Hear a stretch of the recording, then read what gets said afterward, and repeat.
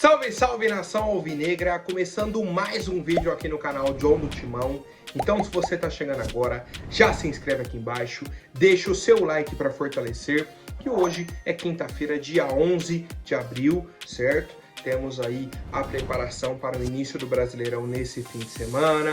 Temos aí a semana completa, né, de Brasileirão, fim de semana, depois meio de semana, no outro fim de semana, só depois que a gente volta com a Sul-Americana, né? Então o foco agora é esse início de Brasileirão, as 3 primeiras rodadas, e a gente segue com as atualizações extremamente importantes da equipe do Corinthians. Peço que me sigam nas redes sociais, Instagram, TikTok, Kawaii, Twitter, todos os links aqui embaixo na descrição. E vamos pra cima. Editor, pode rodar a vinheta. Salve o Corinthians! Bom, família, quero apresentar para vocês a Mais Ágil, parceira aqui do canal John do Timão. Para você que quer fazer a antecipação do seu FGTS, aproveitem, tá? Temos o link aqui na descrição, tem o telefone também no banner para vocês, tá? Vocês entram em contato, falam, ó, vim pelo John do Timão, quero antecipar aí o valor do meu FGTS, que tá lá guardado na conta e tudo mais, para fazer uma viagem, dar entrada num carro, numa casa, pagar alguma dívida, não importa qual seja a sua necessidade, a Mais Ágil resolve de forma rápida e simples. Tá? Então aproveitem, você tem um saldo lá, tá precisando do dinheiro, a Mais Ágil faz a antecipação para vocês. Certo, família? Vamos para cima e vai Corinthians! A primeira novidade é a seguinte: hoje abre a venda de ingressos aí para o jogo de domingo entre Corinthians e Atlético Mineiro. E temos uma grande atualização. Corinthians simplesmente diminuiu o preço dos ingressos em todos os setores. No jogo contra o Nacional, a gente tinha ingresso de R$ 35,00 até R$ 550. No jogo de domingo agora contra o Atlético, temos de 28 a 240. Para vocês terem base dos preços. Então o ticket médio caiu, agora tá chegando numa base bacana de preço de ingresso. Agora temos um caminho. Não sei ainda se é o ideal. E aí tem torcedor que ainda vai bater na tecla. Pô, mas você quer que pague a dívida, você quer que faz isso, e o ingresso você quer que seja R$10? Óbvio que não. Óbvio que não. Até porque ele colocou aqui, eu falo no caso, o Augusto Melo, mas a diretoria, a gestão, colocou o ingresso aqui da Norte da Sua R$28. Mais barato que o normal é 35. Então diminuiu ainda mais, certo? Em outros setores, todos os setores na verdade caíram, né? Então assim, parabéns à gestão. Ouviu a crítica da torcida, ouviu a pressão da torcida, entendeu e ajustou. Beleza, ponto. Problema resolvido, tá? Problema resolvido. Próxima questão, né? E aí, só para completar, né? Para quem é fiel torcedor, a venda abre hoje. Para os torcedores em geral, abre amanhã a partir das 11 da manhã, né? Hoje naquele estilo escalonado, mais de 60 pontos, mais de 40 pontos, depois mais de 20 pontos e por fim, todo mundo que é fiel torcedor. E aí amanhã às 11 horas para a torcida em geral, tá? E aí a gente vai acompanhando, né? Para ver se vai ser só no Brasileirão essa mudança, ou se vão manter para a Sul-Americana, mata-mata de Copa do Brasil e tudo mais. Mas o John vai atualizando aqui o torcedor corintiano, certo? E a nossa equipe, que venceu a partida aí na terça-feira, né, pela Sul-Americana, ontem já fez a reapresentação, né, que atuou aí por mais de 45 minutos, fez um trabalho regenerativo na parte interna do CT, seguindo a nossa programação padrão. O restante do elenco fez um aquecimento na academia, foi para o campo, fez um trabalho aí de posse de bola no espaço reduzido e depois fizeram um trabalho de enfrentamento individual. Tá? Então, jogadores aí que atuaram menos de 45 minutos treinaram normalmente. E aí hoje a gente começa aí a primeira atividade, né, a primeira preparação oficial para o jogo de domingo contra o Galo, certo? Tendo em vista aí os jogadores titulares e tudo mais. Ontem o regenerativo, hoje, amanhã e sábado, treinamento completo, né, para a preparação aí do jogo contra o Atlético Mineiro no domingo em casa às 4 horas da tarde, certo? E aí temos 2 jogadores que estão lesionados, né, estão aí na fase final da recuperação e seguem o trabalho de transição, tá? Tivemos aí o Maicon e o Diego Palacios, fizeram trabalhos físicos na academia e também trabalhos com bola no campo e são tratados como dúvida. Então hoje, quinta-feira, o Maicon e o Palacios ainda são dúvidas na equipe do Corinthians, tá? Quando vão resolver, quando... E eu vou falar para vocês, do jeito que a carruagem tá andando, é capaz do Maicon ficar à disposição primeiro que o Palacios. Pelo andar da carruagem, eu não duvido, tá? Eu não duvido, mas eu quero saber a opinião do torcedor e a gente segue acompanhando, né, essa situação aí do Diego Palacios, que, cara, é bizarro. Um jogador que era para já estar jogando, né, desde o início do mês de abril até agora, nada, segue aí nessa transição, faz trabalhos alternados no campo, na academia e tudo mais, mas não é liberado para atuar. Bom, família, temos algumas atualizações importantes de mercado da bola, certo? A primeira delas é a contratação, tá? Contratação do lateral direito Guilherme Martins, de apenas 19 anos, certo? Para a nossa equipe sub-20. Ele estava aí na Ponte Preta, né? O contrato dele, inclusive, já até subiu no bid da CBF, está regularizado, né? Vai jogar aí pela equipe do Corinthians na categoria de base, contrato até março de 2026, tá? O Corinthians já fez outras contratações, né? 11 nomes já tivemos aí para o sub-20, tá? Chegaram aí o João Taboni, Caio Garcês, Brian Biano e Enzo Marsuli, jogadores aí da parte defensiva. No meio campo, Guilherme Pires e Messias, certo? E para o ataque, o uruguaio Franco Delgado e os brasileiros Caio Vasconcelos, Fernando Júnior e Cauã Mirim. Ainda temos, né, o zagueiro que eu trouxe ontem, aí, o Adrian Brizuela, que está aí na reta final da negociação, está bem encaminhada a contratação, falta aí alguns trâmites burocráticos para a assinatura de contrato do zagueiro paraguaio, tá? Mas o Corinthians vem se reforçando aí na equipe sub-20, certo? Para a sequência da temporada, até também repondo peças que saíram para o time principal, vieram para cá, jogam lá também, tá nesse meio termo, né? O próprio Kaique, o Breno agora que era o titular absoluto, veio para o time principal também, tinha o Léo Maná, o João Pedro, outros nomes aí que a gente vem acompanhando, né? E aí o Corinthians faz uma aposta, contratou 11 jogadores, a gente não perdeu 11, mas contratou 11.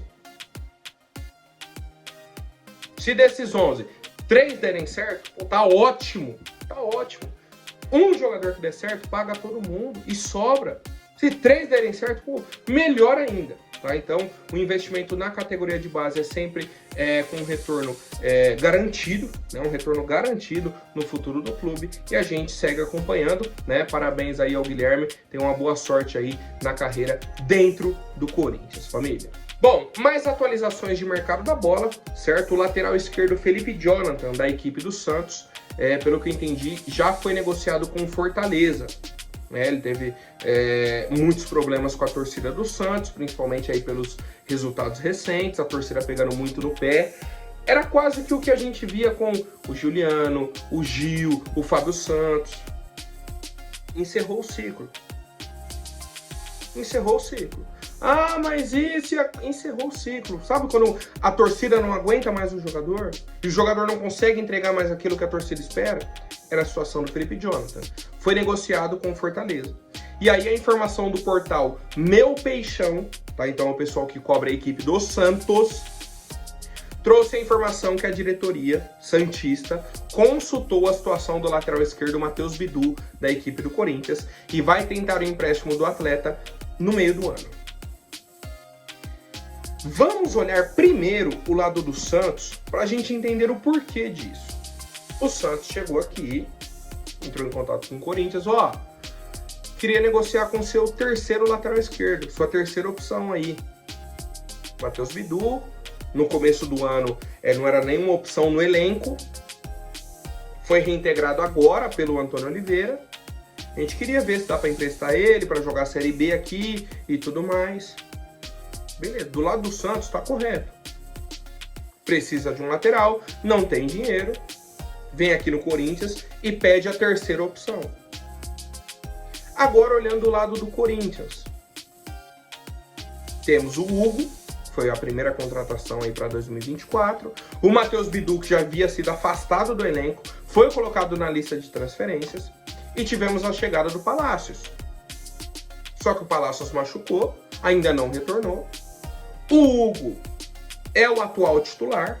Muitos torcedores discordam, mas é o atual titular. Não tem como a gente contestar isso. A gente pode discordar, mas contestar não tem como. Por quê? Porque o Hugo é o titular. Só pegar o número de jogos dele em 2024. O Bidu foi reestrear agora. Estava cortado do time. E aí a pergunta que eu faço para vocês é a seguinte.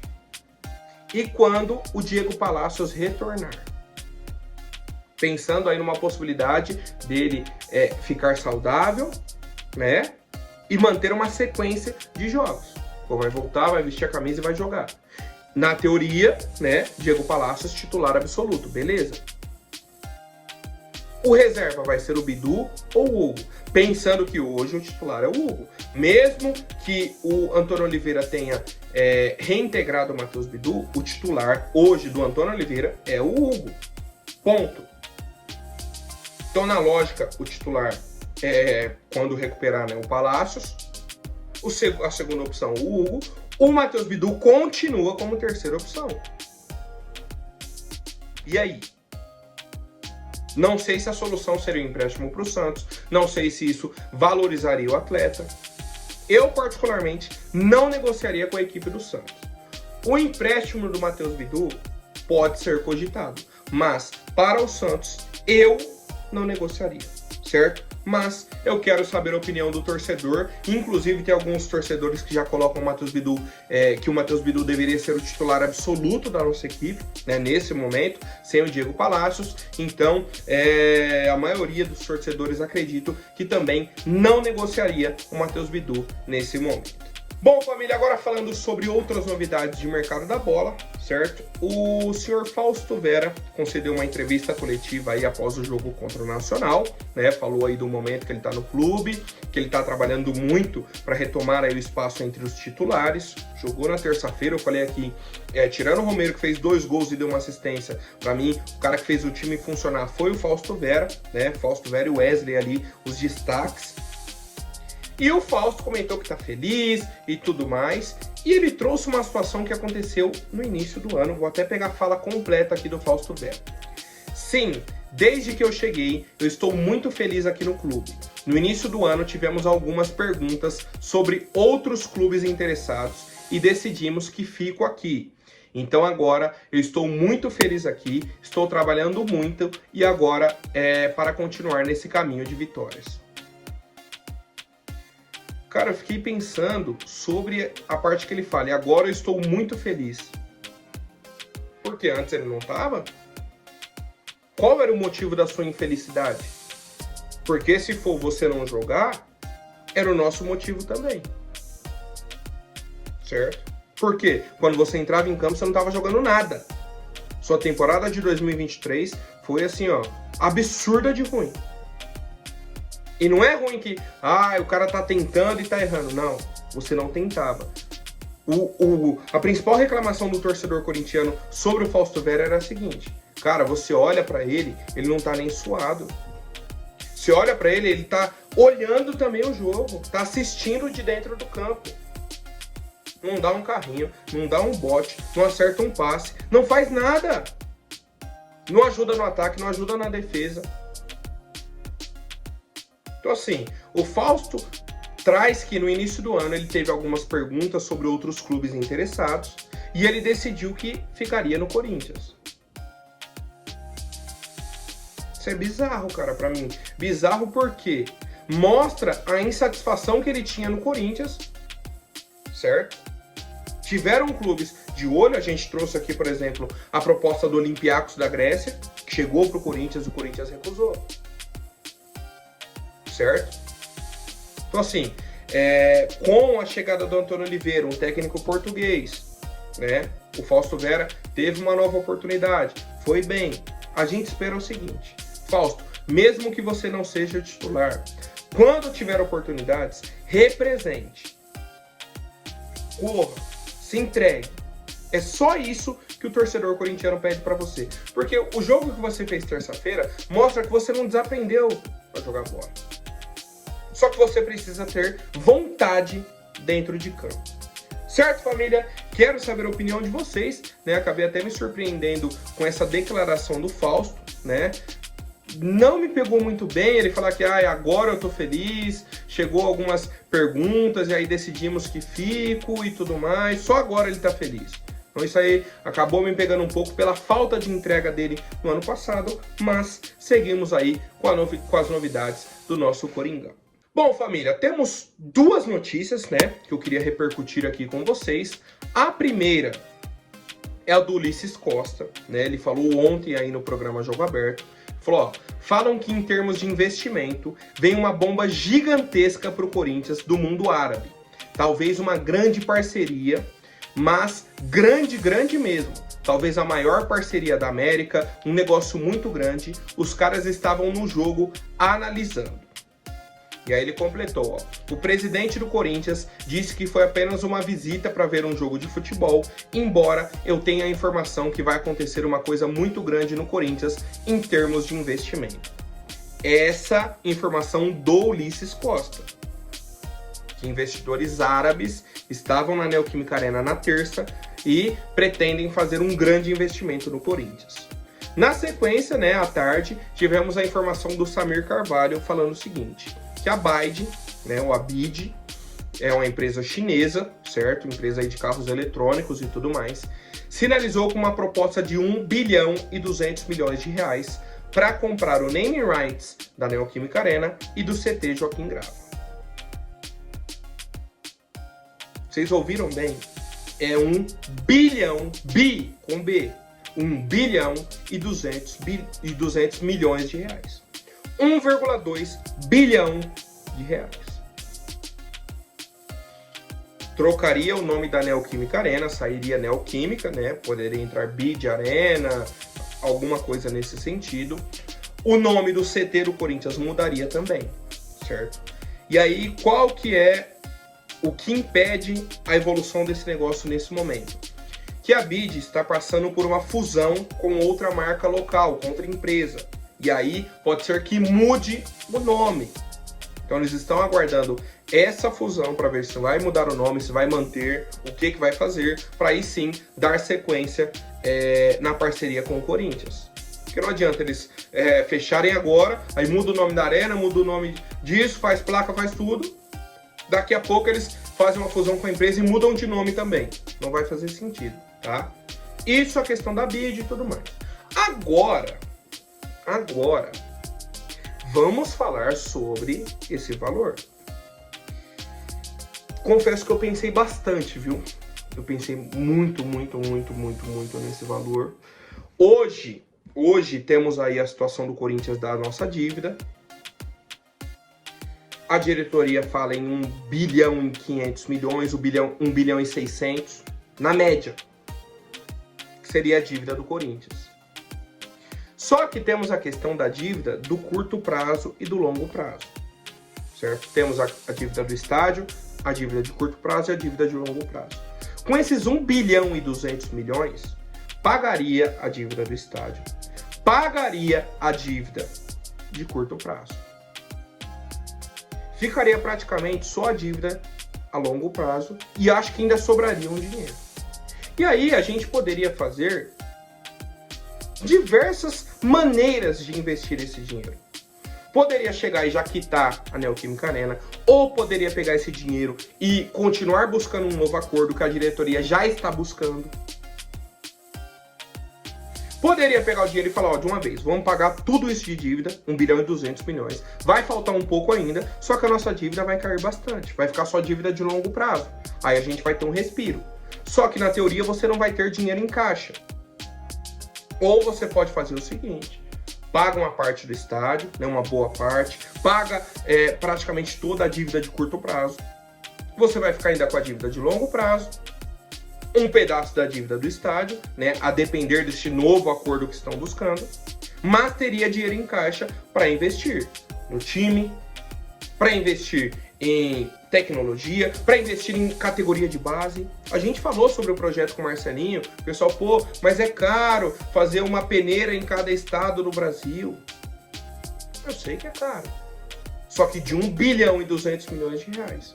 Se você não conseguir fazer uma peneira em cada estado do Brasil, aí é um erro administrativo, certo? E aí vamos supor que dessas peneiras saia vou pedir apenas um, né? Talvez coloque 3, 4 jogadores aí, pedir um jogador para o time principal. Vem aqui, dá certo, joga bem, joga no principal e é vendido.